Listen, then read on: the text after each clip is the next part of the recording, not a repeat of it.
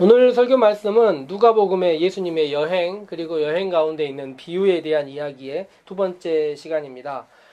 제가 지난주에 이제 얘기 드린 대로 누가복음은 시작부터 순서대로 차례대로 진행되었다 이렇게 이야기를 했고, 그렇게 읽기에는 우리의 나름의 연습, 수고가 조금은 필요한 것 같습니다.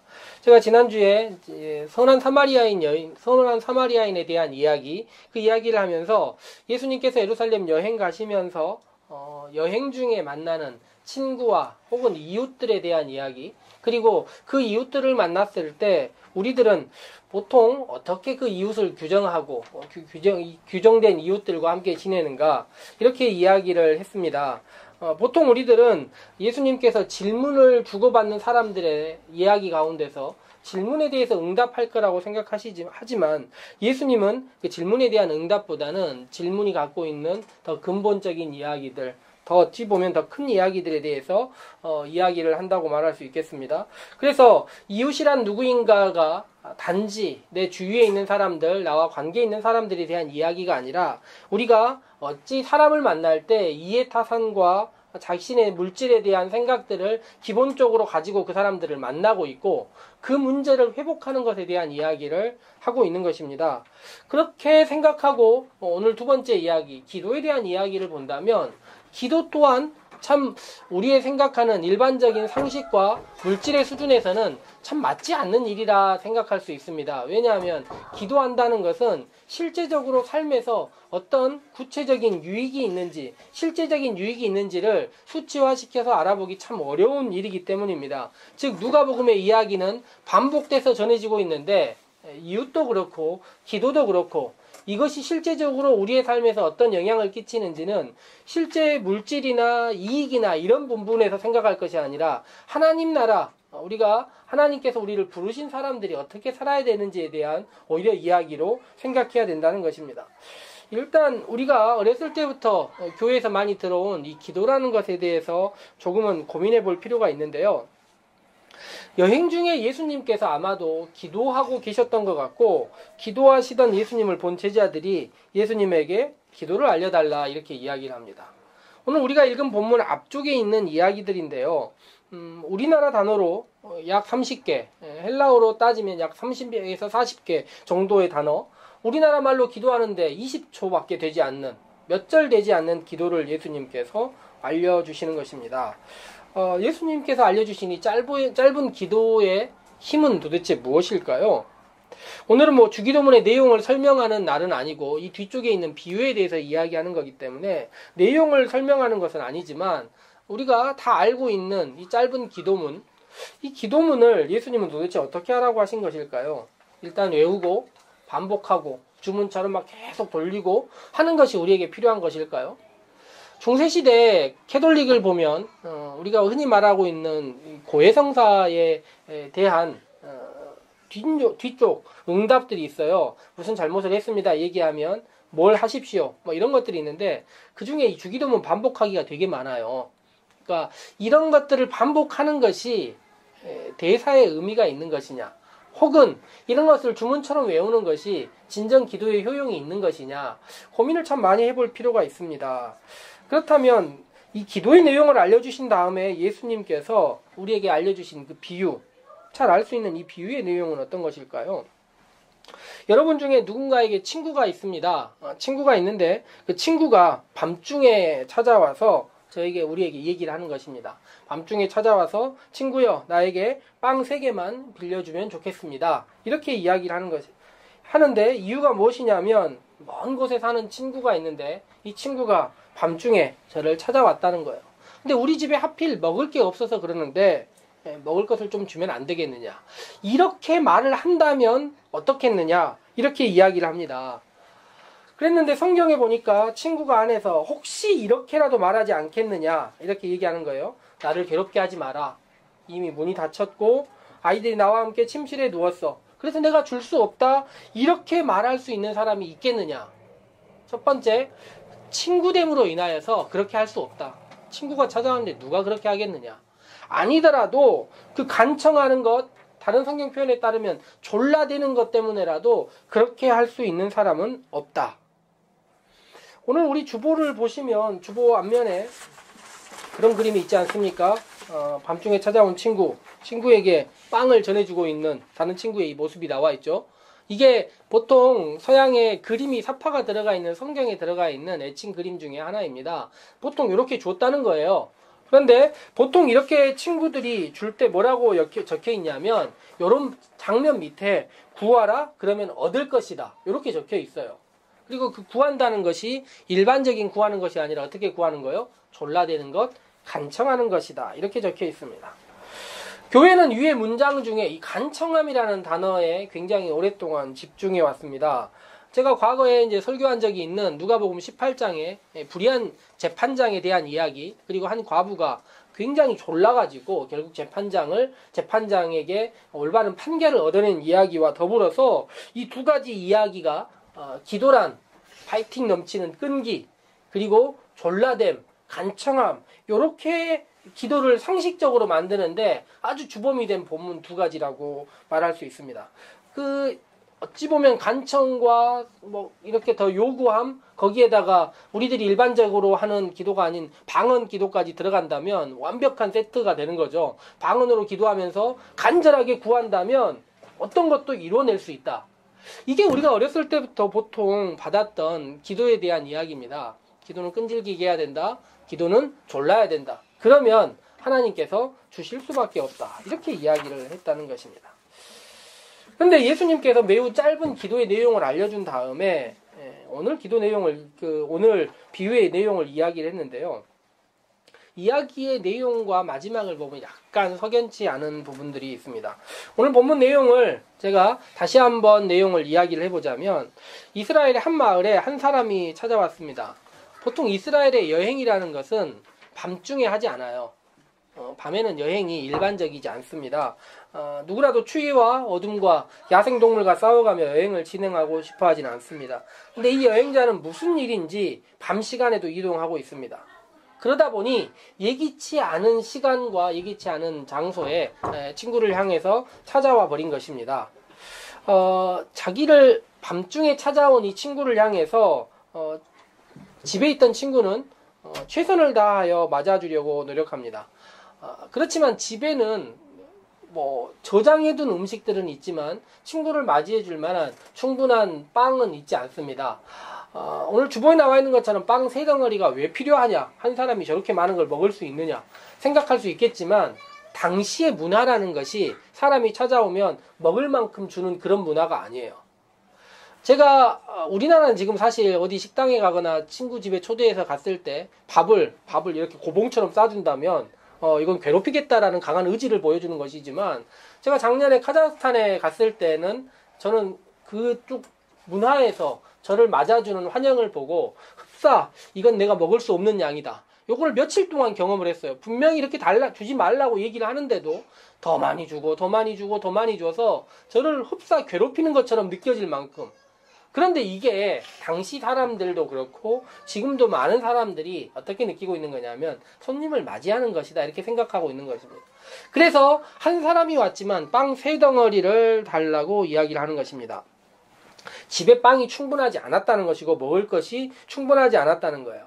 그런데 당시 팔레스타인 마을에서는 보통 한 마을 몇십 호 되는 이 마을에서 공동으로 빵을 굽거나 빵의 자녀들의 숫자를 알고 있기 때문에 누집이 빵을 며칠 정도로 가지고 있는지를 대부분 알고 있다는 것입니다. 그래서 이 친구가 찾아온 한 사람은 빵이 있을 만한 마을 안에 다른 친구를 찾아가는 것입니다. 일반적으로 우리가 생각할 때는 문을 막 두드리고 이랬을 거라고 생각하지만 성경에 그런 표현 없고 아마 친구의 이름을 부르지 않았을까 생각합니다. 아니면 아이의 이름을 부르면서 은호 아빠 뭐 이렇게 불렀겠지요. 보통 이렇게 했을 거라고 생각합니다. 그리고 나서 친구의 이름을 부르고 이런 일이 있어서 빵을 좀 달라 이야기를 할 때 외면한다는 것은 상상할 수도 없는 일이라는 것입니다. 지금 우리는 기도에 대한 이야기를 하고 있는데 우리의 삶에도요 이렇게 예기치 않은 순간들이 찾아올 때가 있습니다.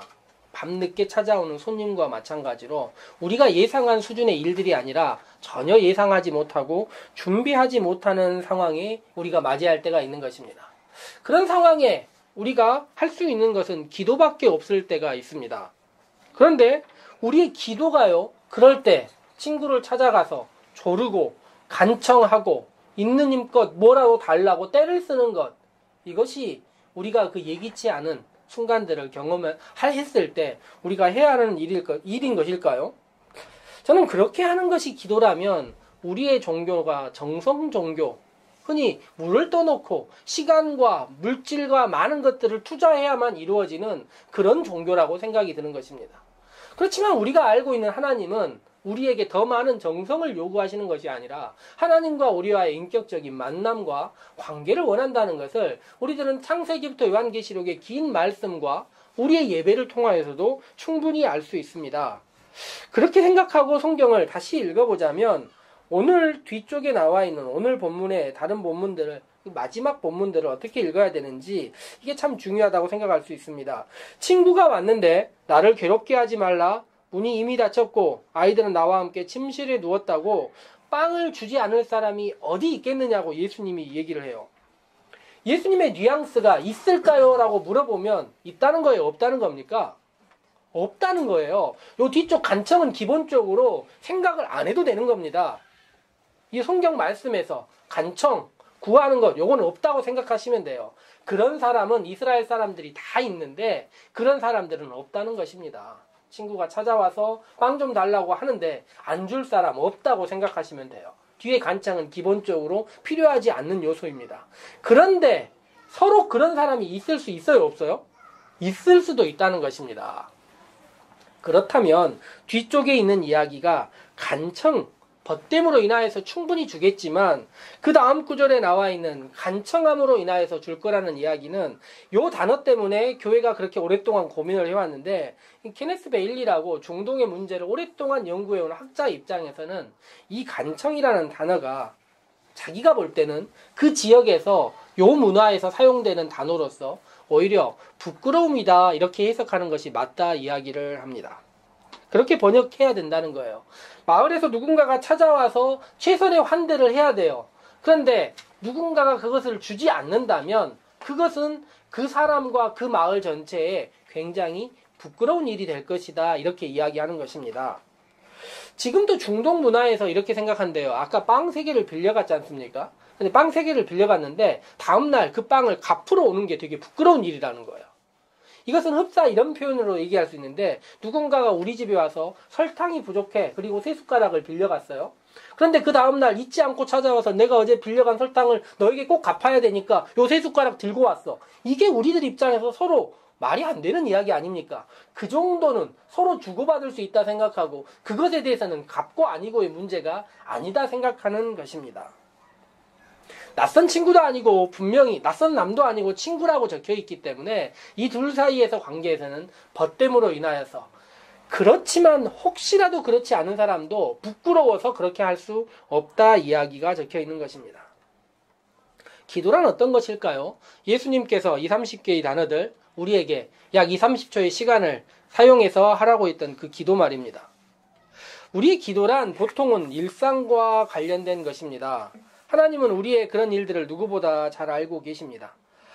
우리의 삶에 예기치 않은 일들이 벌어졌을 때 그럴 때 우리가 하나님을 찾고 하나님을 의지한다면 하나님은 친구처럼 혹은 이 다음에 나와 있는 본문에 따르면 아버지처럼 우리와 관계하고 계시기 때문에 분명히 그 어려움, 예기치 않은 만남들, 예기치 않은 어려움들을 충분히 들어주실 것이다 생각하는 것입니다.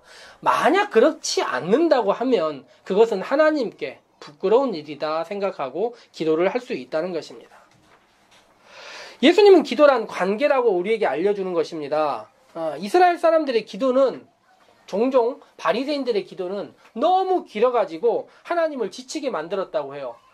무슨 내용 하는지 장황하게 얘기하고 사람들이 있는 큰 길가에 서서 기도를 하는데 너무 오래 기도하니까 다른 사람들도 불편하고 하나님도 지치게 만들었다는 것입니다. 그런데 예수님은 기도를 간결하게 그리고 관계는 정확하게 이렇게 이야기하고 있는 것입니다. 간결한 기도와 밀접한 관계가 있다면 오늘 구절에 나와 있는 것처럼 구하라, 찾으라, 두드리라 이렇게 해서 충분히 하나님께서 너희가 필요한 것들, 너희가 요구하는 것들 하나님께서 주실 수 있다 이야기하는 것입니다. 그런데 한 가지 기억할 것이 하나님과 우리의 관계가 친구고 벗됨이고 아버지와 아들의 관계, 아버지와 자녀의 관계라면 기도가 필요한 우리이지만 늦은 밤 누군가 찾아와서 우리를 찾아왔을 때는 마땅히 그것을 위하여 누군가를 찾아가고 벗됨으로 인하여 주는 것이 맞습니다. 그렇지만 친구를 찾아가는 수고 이전에 낮이라면 우리가 충분히 일할 수 있는 시간이라면 우리가 준비된 것이 있다면 우리의 것으로 주는 것이 맞습니다. 우리 집에 있는 것으로 주는 것이 맞고 내가 일해서 거둘 수 있는 것이라면 나의 성실함으로 찾아온 친구를 맞아주는 것이 맞는 것입니다. 예기치 않은 상황, 즉 하나님께서 우리에게 요구하시는 것은 일상의 삶에서의 성실하고 최선을 다하는 삶이 우리에게 수반되기를 먼저 요구하고 있고, 그렇지만 예기치 않게 밤에 찾아오는 친구와 같은 상황에 우리가 어쩔 수 없어서 하나님께 기도할 때는 하나님은 우리의 기도를 들어주시고 친구처럼 아버지처럼 마땅히 그렇게 해줄 수 있는 것처럼 하신다는 것입니다. 주중에 제가 의성이하고 장기 둘 일이 한 번 있었습니다. 장기를 두자고 말하는 아들에게 저는 당연하게 싫다라고 이야기를 했습니다. 그러자 아들이 싫다고 말하는 저를 빤히 쳐다보고는 장기판을 들고 와서 장기알을 하나씩 놓기 시작했습니다. 그리고 엄마에게 자연스럽게 이야기를 합니다. 아빠랑 장기 둘 거라고. 분명히 엄마는 옆에서 듣고 있었기 때문에 아빠는 안 둔다는데 이렇게 이야기를 합니다. 그런데 의성이는 이야기를 하기에 아니에요, 아빠는 둘 거예요 라고 이야기를 하고 장기알을 순서대로 다 놓은 다음에 제 쪽에 있는 빨간색 한나라에 차와 포와 상과 말을 떼버렸습니다. 그리고는 이야기를 한 다음에 아빠 오세요 라고 이야기를 하는 것입니다. 제가 어떻게 했을 것 같습니까? 장기를 2판이나 뒀습니다. 저는 우리가 하나님과의 관계에서 우리가 일상적으로 무엇인가를 늘 요구하는 것이 아니라 관계가 맺어져 있다면, 우리의 마음과 소원과 필요한 것들이 관계가 맺어져 있다면 그 관계 안에서 할 수 있는 일과 못할 일들을 충분히 알 수 있다고 생각하는 것입니다. 저는 예수님께서 기도하신 것을 본 제자들이 예수님께 기도를 가르쳐 달라고 이야기했던 이유가 이 짧음에 있지 않은가 생각합니다. 그런데 제자들이 추후에 알게 된 것은 무엇이냐면 그 짧음을 넘어선 관계라는 것입니다. 짧아서 처음에는 예수님 기도는 다른 사람들 기도처럼 길지 않아, 우리도 할 수 있어라고 생각했지만 막상 보니, 추후에 보니 이것은 관계에서 이루어지는 짧음이지 짧음이 더 중요한 것이 아니라는 것이 있었다는 것입니다. 그리고 제자들이 추후에 그 관계 안에서 하나님과의 지냄을 자기들도 알게 되었다는 것입니다. 올해 초부터 우리는 매일 기도를 함께하고 있습니다. 기도를 보시면 알겠지만 예수님의 기도처럼 무척 짧고 몇 번이고 읽을만 합니다. 그런데 중요한 것은 짧은 것이 아니라는 것을 꼭 아셔야 합니다. 우리의 기도가 하나님과의 관계를 기억하고 반복하고 다시 한번 확인해가는 그 시간이 되었으면 좋겠습니다. 기도가 짧지만 관계는 정확하다는 것입니다. 간청하고 부탁하고 매달리는 것이 아니라 우리와 늘 동행하고 우리와 대화하시고 벗되시며 우리의 부탁을 들어주지 않으면 하나님의 명예가 손상간다고 생각하시는 그 하나님과의 대화의 자리, 이 자리가 우리의 사순절 기간에 가득했으면 좋겠습니다. 함께 기도하도록 합시다.